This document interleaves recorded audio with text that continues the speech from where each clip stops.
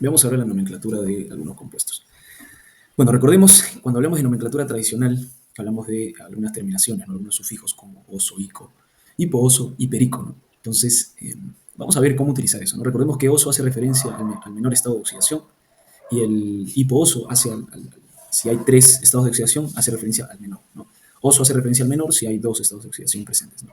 Ico hace referencia al mayor si hay dos estados de oxidación o tres, ¿no? Y el perico hace referencia al estado de oxidación más 7. ¿No? Okay. En el caso de la nomenclatura stock, ¿cierto? Hablamos de nombrarlos, ¿no? Por ejemplo, si es el óxido de hierro, y entre paréntesis colocar el estado de oxidación del hierro, pero en números romanos, ¿no? Y finalmente el sistemático es solamente de derecha a izquierda leer cuántos átomos de oxígeno hay. Si hay uno, sería monóxido, ¿no? Si hay dos, sería dióxido, si hay tres, trióxido y así, ¿no? Lo mismo con los hidróxidos, ¿no? Hidróxido, dihidróxido, ¿no? Trihidróxido, ¿no? Entonces, de esa forma, ¿no?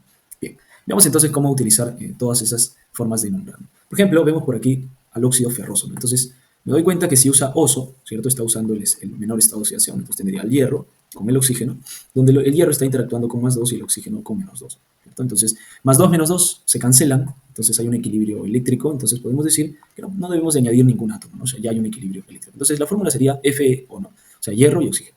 Bien. Entonces, el nombre stock ya sería de esta forma, ¿no? Sería óxido de hierro, y entre paréntesis coloco el estado de oxidación del hierro, que es 2, pero en romano, ¿no? Y en el caso del sistemático sería, bueno, como hay un oxígeno, sería monóxido, ¿no? Monóxido de hierro, pues, ¿no? De hierro. Y listo. Bueno, vemos la siguiente fórmula, ¿no? Cu2O, ¿no? Entonces, dos átomos de cobre con oxígeno. Entonces, recordemos que el oxígeno interactúa con menos 2, ¿cierto? Y para que haya equilibrio técnico, perdón, eléctrico, entonces el cobre debe tener, o debe interactuar con la menor carga, ¿no? Con más 1. Más 1 por 2 es más 2, menos 2, se cancelan. Entonces, ya me doy cuenta que el cobre está interactuando aquí, en este compuesto, con más 1, ¿cierto? Con este.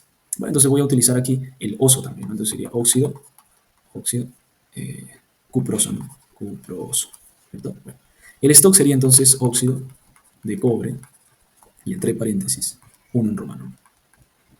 ¿Okay? Y finalmente, bueno, monóxido de cobre, ¿no? Porque son dos átomos de cobre. Bueno, luego tenemos el óxido cúprico, ¿verdad? Entonces, si utiliza la terminación ico es porque está utilizando el más 2. Entonces sería cobre con más 2 y oxígeno con menos 2. Ya hay un equilibrio eléctrico, entonces no hay necesidad de añadir átomos, ¿no? Entonces ya está el equilibrio, ¿no? Bien, entonces el stock sería óxido de cobre 2 en romano, ¿verdad? Y en el caso del nombre sería monóxido, ¿cierto? Monóxido de cobre, ¿verdad? Monóxido de cobre. Monóxido de cobre. Bien, luego tenemos otro compuesto, ¿no? Tenemos por aquí SO2, ¿no? Entonces, cada oxígeno interactúa con menos 2, serían menos 4, ¿no? Menos 2 por 2, menos 4. Y el azufre aquí debería interactuar con más 4, ¿no? Para que haya un equilibrio eléctrico, ¿no? Entonces, el azufre acá interactúa con más 4. Puedo decir entonces que para el menor se utiliza hipooso, para el más 4 oso y para el más 6 ico. Entonces aquí voy a utilizar oso, ¿no? Entonces sería óxido o anhidrido, ¿no? ¿Cierto? Porque el azufre es no metal, ¿no? Podríamos utilizar también, ¿no? Anhidrido sería, ¿no? Pero bueno, vamos a colocarlo óxido, ¿no? Óxido sería óxido sulfuroso, ¿no? Sulfuroso, ¿cierto? Sulfuroso. En el caso del stock sería óxido de azufre 4, ¿no? Bien. Y en el caso del sistemático sería dióxido, ¿no? Porque son dos oxígenos, ¿no? Sería dióxido de azufre, ¿no? De azufre. Bien. Luego aquí, como cada oxígeno interactúa con menos 2 por 3 es menos 6, ¿verdad? Más 6, habría un equilibrio eléctrico, ¿no? Entonces aquí el azufre está interactuando con más 6, ¿no? Entonces menos 2 por 3 menos 6 más 6, 0, ¿no? Entonces aquí utilizaría el ico, ¿no? Porque es el mayor, ¿cierto? Eso sería óxido eh, sulfúrico, ¿no? Sulfúrico, sulfúrico, sulfúrico. Bueno, el stock sería óxido de azufre, y entre paréntesis sería 6, ¿no? 6. Y para el sistemático sería trióxido, ¿no? Porque son tres oxígenos, ¿no? Sería trióxido de azufre, ¿no? Azufre. Bien. Luego tenemos acá el hidróxido, ¿no? O OH2, ¿cierto? Con el calcio, ¿no? Con el calcio interactúa con más 2. Bien. Entonces el nombre tradicional aquí sería hidróxido cálcico, ¿no? Hidróxido. Entonces aquí sería hidróxido cálcico, ¿no? Entonces si tiene un estado de oxidación, ico es la terminación, ¿no? Entonces sería hidróxido cálcico. Bien. En el caso del stock sería hidróxido de calcio nada más. Hidróxido de calcio.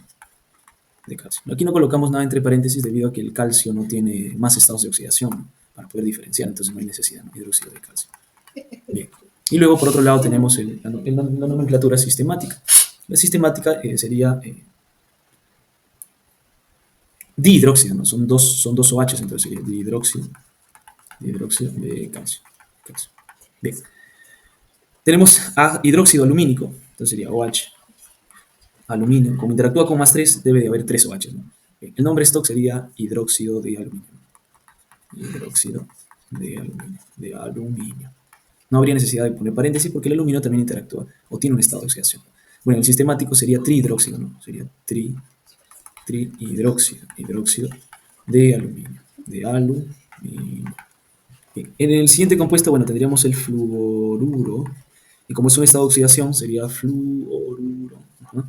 Fluoruro potásico, ¿no? Potásico. Debe terminar en ico, ¿no? Es un único estado de oxidación, fluoruro potásico.